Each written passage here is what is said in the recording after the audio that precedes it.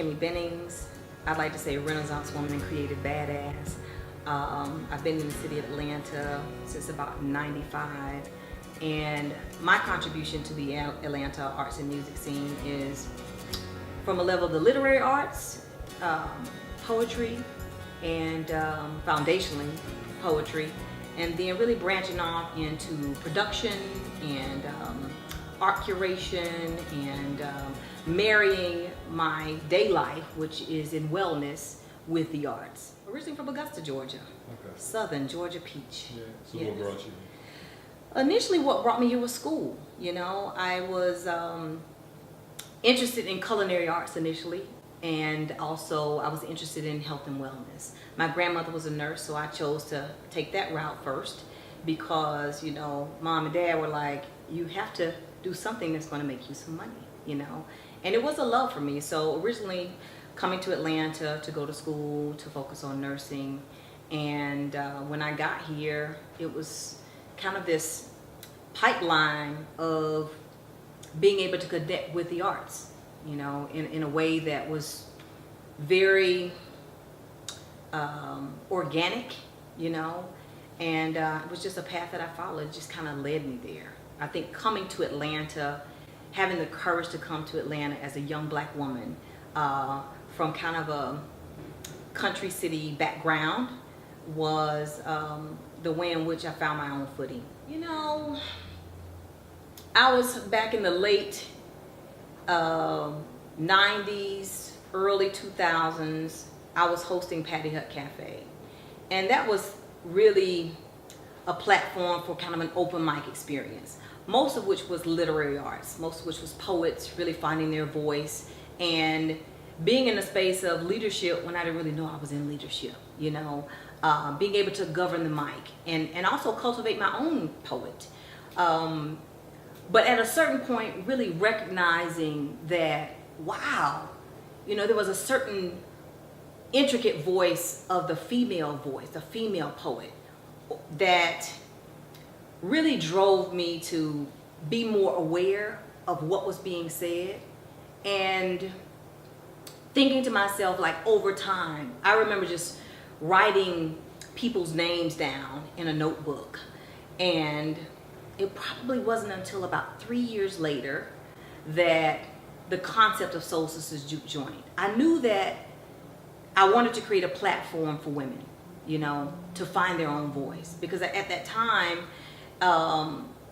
it was such a surgence of this whole Harlem Renaissance kind of feel.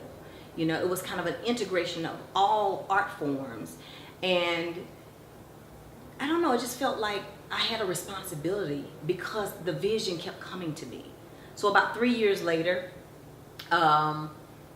you know, as an artist, there's always a leap of faith.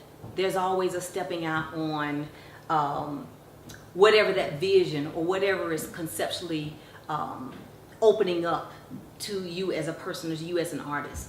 So it was just in that space that Soul Sisters Juke Joint was born, you know, and I found myself connecting with a lot of movers and shakers in the city of Atlanta, for females, you know, Nav Fam and Jodine Dorsey, Hazmat Records. Again, like there was a lot of grassroots that were really beginning to sprout up.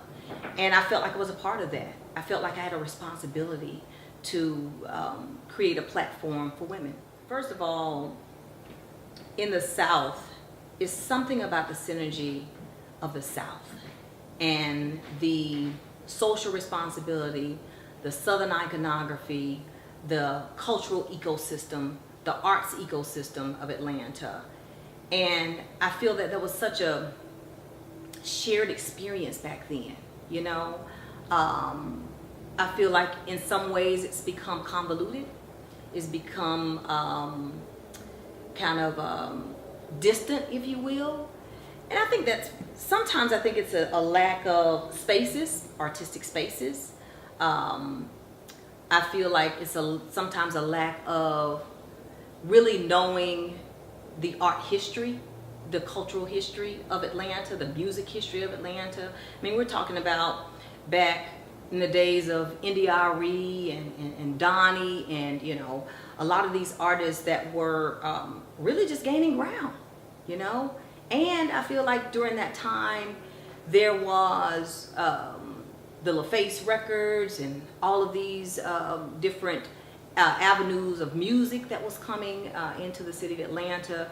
So it was just, you know, Earwax Records, you know, it was the home of the, I guess, hometown record stores. I think that we do still have a pretty big icon in that, which is Moods Music, but we had a lot of different spaces, Red Beans and Rice Records, and I don't know, I think that the synergy, it's just I think the synergy, and I think that it's also being the shared experience. You know, I find that sometimes currently it's more of a my kind of mentality. And I think more back then it was like, what are we doing? You know? So I feel like in some spaces that's missing, you know? And I don't feel that it's doesn't have the potential, you know, which is why I think that we're creating spaces like this, and really holding arts organizations accountable to do the history as well as to make sure to continue to find that voice, but to also acknowledge where it came from. I think arts funding, you know, we got to put the money where the mouth is, you know, especially as arts organization and people that can be responsible for those funds in a way of the passion of supporting Atlanta artists. That's one thing I've always been passionate about, you know, supporting our hometown artists. Like, you know, what is it that we as trailblazers or, you know, as, you know, some of the pillars in the arts community, what can we do to corral, you know, ourselves and to create that funding? Do we, you know, find the funding and create it ourselves? Or do we also kind of partner with these organizations and hold their feet to the fire about really supporting Atlanta artists? Because in every particular sector of the arts, every particular genre of the arts, we have it here. And real talk, I've traveled quite extensively, and all eyes are on Atlanta. All eyes are on the South, what the South represents, why the South represents, and who are the people that are drawn there, you know? And I feel like it's not by happenstance that I was drawn here to Atlanta, that I was given the vision of a Soul Sisters Juke Joint or a Ministers of Sound or Three Women or whatever came to me as a concept. It's been something that I've been courageous enough to step out on, and it always involved Atlanta artists. It always involved, even when we opened up the platform of Soul Sisters Juke Joint being able to have a wider reach, it always involved Atlanta artists, you know, because in that experience, you're going to get kind of a field trip experience of what Atlanta's about. You know, any artist that was an alumni of Soul Sisters Juke Joint, they got the Atlanta hometown Southern hospitality experience. And that's something that even when I was in Paris for a month and a half, like everybody was curious to know, like, what is it like in Atlanta? What is it like being from the South? What is it like being a black woman from the South? What was it that drew, you know, black people, you know, to Europe, you know? And it's just really interesting that responsibility as an artist. And I do feel like art speaks to the soul. Art speaks to the social consciousness and the social fabric of what's going on in the world. And it's something about the South that we always kind of raise our fist to that notion.